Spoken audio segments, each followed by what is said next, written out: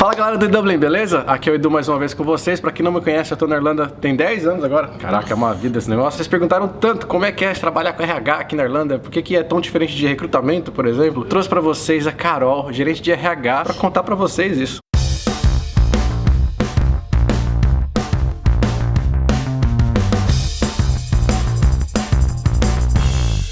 Vem cá, conta pra mim, de onde você veio, quanto tempo você tá aqui na Irlanda e o que você faz? Eu sou de Varginha, interior de Minas Gerais. Eu tô aqui na Irlanda já fazem 5 anos, vim como estudante. No Brasil, o que você fazia? No Brasil, o meu background é psicologia. Daí eu decidi seguir essa carreira de recursos humanos na faculdade mesmo. Trabalhei 2 anos na Vale e depois desses 2 anos que eu era trainee deles, eu falei assim, eu preciso de inglês, né? Porque se você quer essa carreira de recursos humanos no Brasil, as maiores empresas, as melhores oportunidades, então você precisa ter o inglês. Como é que tava o seu nível de inglês? Ele era bem básico, eu já tinha estudado, fiz um curso de 1 ano, eu falei assim, então é mais fácil ir pra fora aprender lá, porque o tempo que eu vou 1 ano lá faz muito mais diferença do que estudar 1 ano aqui.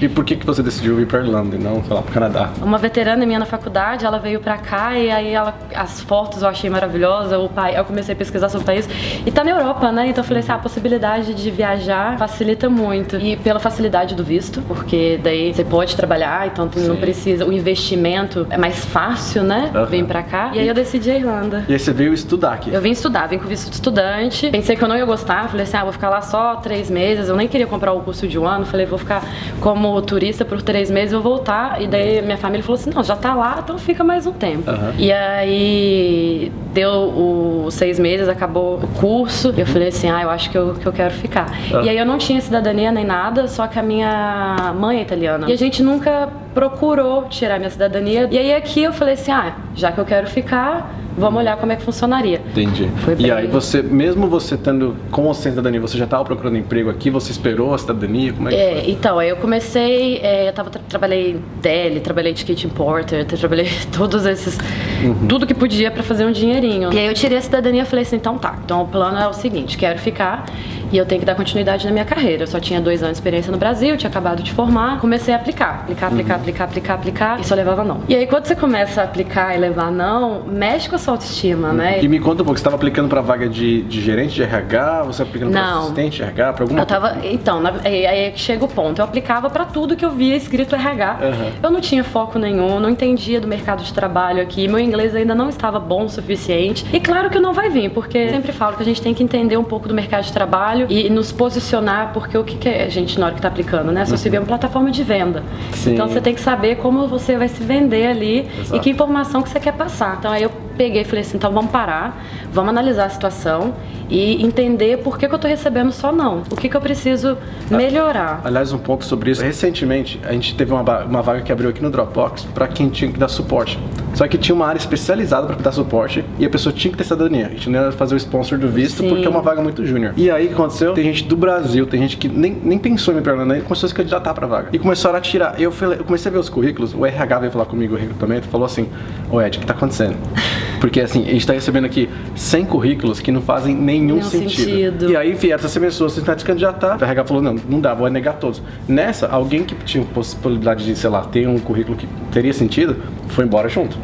Entendi. E essas pessoas todas agora tem um xizinho marcado aqui no nosso sistema.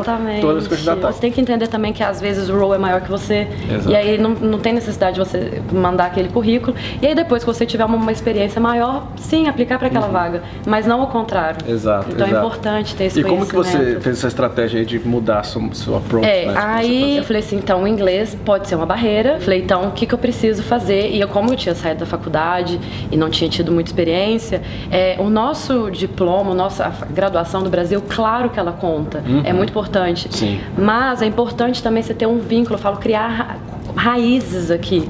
Então eu falei assim, olha, então vamos tentar ver o que tem em relação ao mercado de trabalho e o que tem em relação também de educação.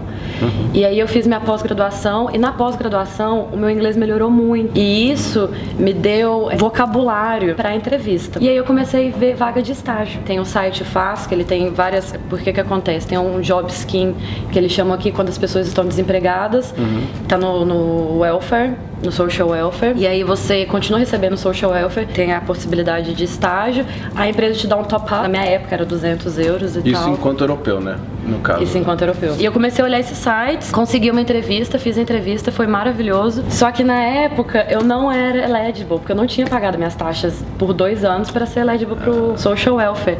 E eu falei assim, eu preciso começar de algum lugar, vou fazer a entrevista do mesmo jeito e ver o que acontece. E aí no final da entrevista eu falei assim, olha, só tem um pequeno detalhe, que eu não me qualifico pro job scheme, mas eu preciso começar a voltar para minha carreira e estou sentindo dificuldade de inserir no mercado de trabalho da via formal. Sim, isso você falou direto para um recrutador numa vaga que você estava aplicando. Exatamente, na hora eu já estava fazendo entrevista na empresa. Entendi. E daí era o HR generalist que estava me entrevistando. E aí ela virou para mim e falou assim, olha, a gente não tem uma budget para esse role. Eu falei, olha, eu preciso pagar meu aluguel. E aí ela falou assim, tá, me dá um tempo, vou conversar com eles, ver o que eu posso fazer. E aí na próxima semana ela me liga e fala, olha, Carol, tem uma notícia ótima, a gente quer manter você, mas a gente consegue te pagar só 500 euros por mês. Fiquei assim como estagiária por 5 meses.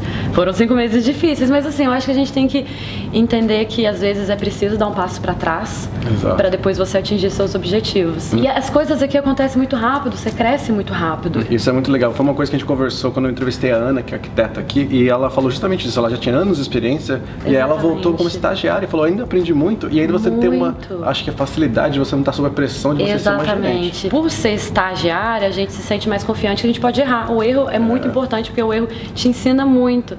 E daí a questão da língua também, eu não me sentia um pouco insegura. Então, assim, eu acho que é muito válido como uma forma de entrar no mercado de trabalho. E eles aproveitam, porque assim, você já trabalhou na empresa, você conhece o processo, você conhece os sistemas. Exato. E aí depois a empresa, você se torna um asset muito valioso. Então, assim, a possibilidade de ser contratado depois é muito grande. Então me conta agora o seguinte, você estava como estagiária, como é que foi essa transição aí de estagiária para agora trabalhar e efetivamente ter o cargo? E aí quando eles me contrataram, era uma empresa, uma startup, então assim, o time de RH era um time muito pequeno, e aí eles já me contrataram como HR Executive, e a empresa estava expandindo muito. Eu participei de todo esse processo de expansão com eles, então foi muito interessante e me deu muita experiência. Aí eu trabalhei lá 2 anos e infelizmente a empresa veio a falir. E aí eu me vi assim, falei assim, nossa, dá aquela insegurança, falou, você tem que voltar pro mercado de trabalho, tem que procurar emprego, fazer entrevista. Então assim, na hora que eu fui fazer a entrevista pra esse role, eu falei, gente, esse role é maior que eu, né?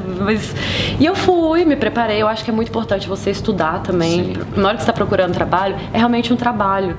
Então você tem que entender qual é a indústria que você quer atuar, quais são os tipos de vaga, estudar quais que são os requirements, estuda o job description, pega o job description, lê e assim, pensa quais seriam os tipos de pergunta que eles vão fazer em cima daquilo, porque o job description já está te dando todo o passo a passo de como vai ser a entrevista.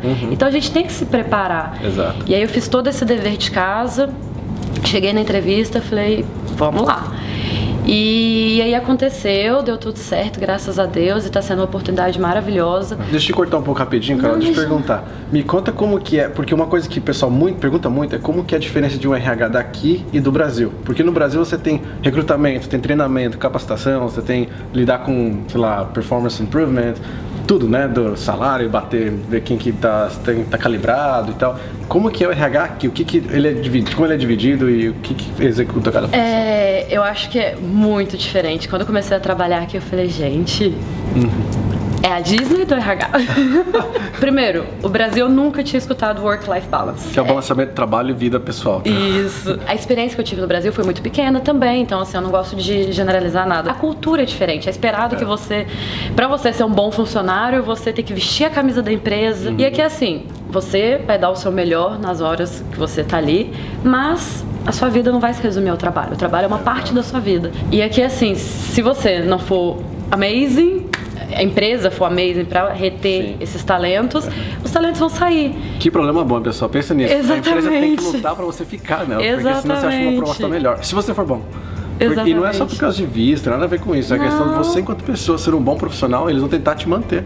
Isso então, o nosso desafio é, por favor, me fala o que você quer a mais pra você ficar com a gente. Legal. E aí todas as ações de RH é nesse sentido de tentar entender quais são as necessidades dos empregados e como a gente vai fazer esse ambiente de trabalho ser um ambiente de trabalho ainda melhor. Pra mim é a Disney. Então, assim, eu adoro o que eu faço, eu acho que é muito interessante você estar lidando com pessoas, estar lidando com o desenvolvimento de pessoas. Isso é o específico do RH daqui ou tem algumas outras áreas que o RH também lida que é diferente do Brasil aqui? Em relação ao processo, todos os processos seriam meio parecidos, né? Então, é recrutamento, treinamento, desenvolvimento de pessoas, desenvolvimento de liderança, performance management. Por exemplo, no Brasil, se você decide mandar alguém embora, amanhã você pode mandar embora e a pessoa tem que sair. Aqui o processo é totalmente diferente e é muito complicado. É como se fosse meio que um trabalho divórcio, no setor, né? exatamente, no setor público do Brasil, que é difícil pra caramba mandar alguém embora. Então você tem que seguir um processo. Primeiro você tem que avisar a pessoa que ela não tá performando, depois você tem que sentar com ela e dar todas as tools pra ela performar. Então você falar assim, olha, a gente tá aware disso, mas a gente vai te ajudar a melhorar.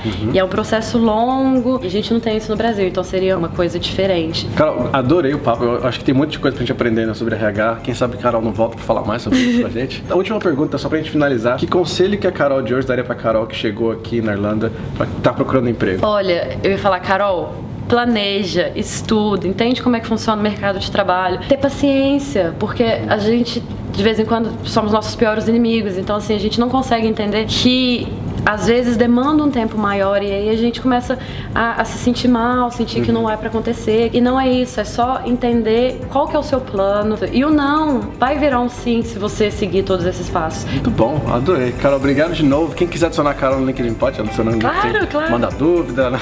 Se prepara. Gente, não esquece de se inscrever no canal, ativa o sininho pra você receber notificação. Toda vez que tiver um vídeo novo, deixe seus comentários o que você achou, alguma dúvida que ficou, alguma coisa que não ficou tão clara, alguma coisa que você quer saber a mais. É isso, a gente se vê no próximo vídeo. Obrigada. Tchau.